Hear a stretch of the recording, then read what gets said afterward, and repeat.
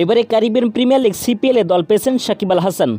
এই আসরের উদ্বোধনী ম্যাচে তার দল মাঠে নেমেছিল। বাংলাদেশি অলরাউন্ডারকে বিদেশি ক্যাটাগরিতে দলে টানে Antigua and Bermuda Falcons.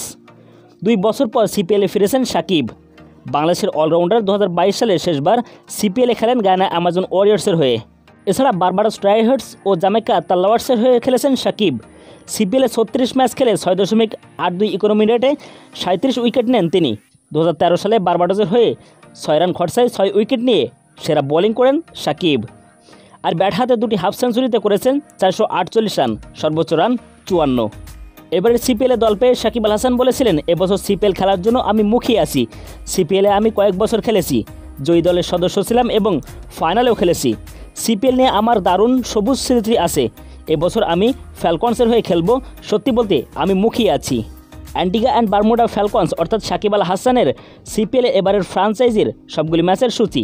15 August নিজেদের প্রথম ম্যাচে সেন্ট কিটস অ্যান্ড নেভিস প্যাট্রিয়টসের বিপক্ষে মাঠে নামে তারা। দ্বিতীয় ম্যাচ বারবাডোস রয়্যালসের বিপক্ষে 17 আগস্ট ভোর 5টায়।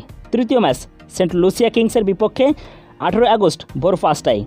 চতুর্থ ম্যাচ ত্রিনবাগো নাইট রাইডার্সের বিপক্ষে 21 আগস্ট ভোর 5টায়। পঞ্চম ম্যাচ গায়ানা অ্যামাজন ওয়ারিয়র্সের বিপক্ষে 23 আগস্ট ভোর 5টায়। ষষ্ঠ match Saint Kitts and Nevis প্যাট্রিয়টসের বিপক্ষে 24 আগস্ট রাত 9টায়। সপ্তম ম্যাচ ত্রিনবাগো নাইট রাইডার্সের বিপক্ষে 28 আগস্ট ভোর 5টায়। অষ্টম ম্যাচ সেন্ট লুসিয়া কিংসের বিপক্ষে 31 আগস্ট রাত 9টায়। নবম ম্যাচ বারবাডোস রয়্যালসের বিপক্ষে 6 সেপ্টেম্বর ভোর 5টায় এবং দশম ম্যাচ গায়ানা অ্যামাজন ওয়ারিয়র্সের বিপক্ষে 11 সেপ্টেম্বর ভোর 5টায়। ইব্রাহিম হোসেন, স্পোর্টস 850।